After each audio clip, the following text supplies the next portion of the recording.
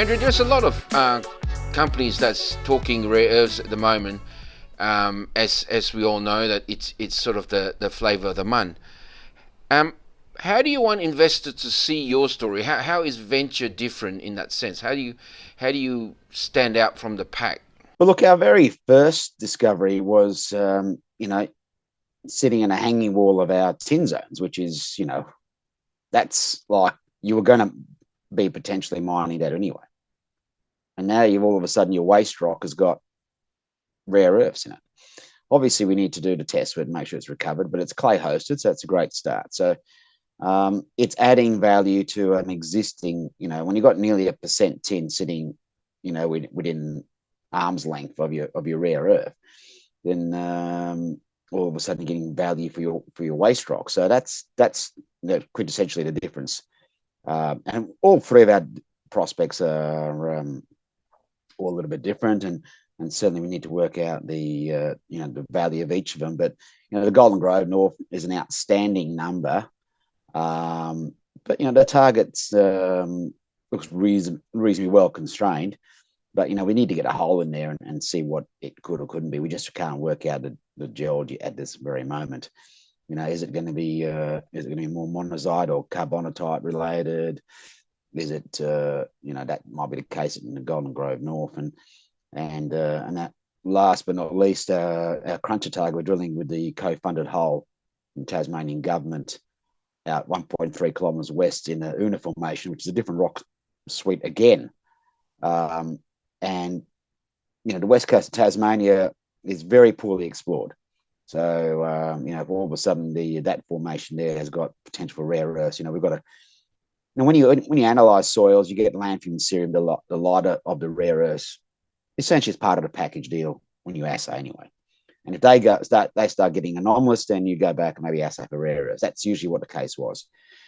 And also coincidental with that is was a boron anomaly, which is boron metasamatism goes hand in hand with sort of skarn type mineralization. So, in that case, the target we've got a 10 rare earth target. So, do we have the same as we have a reward, but in a parallel sequence? So that's 1.2 kilometers long, that anomaly. We've got more information at that anomaly because there's no alluvial tin field disrupting the soil sampling quality. So it's look, very early days.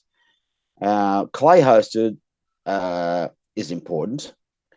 The four main key rare earths for magnets, your terbium, over $300,000 a ton US, dysprosium, neodymium, dysprosium. It's sort of these praseodymium, these are the four.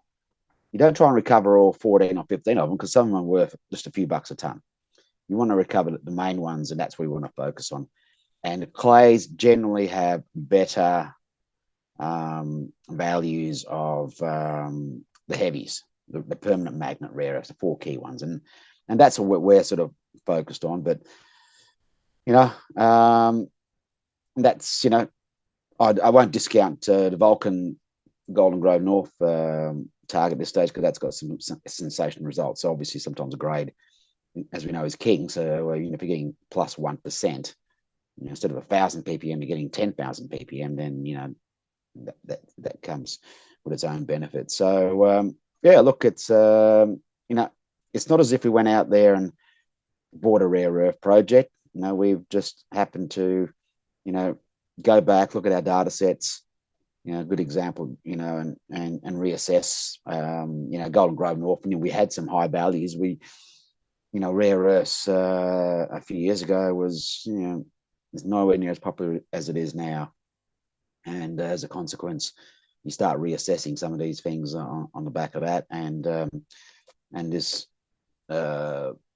application we put in with Cruncher to the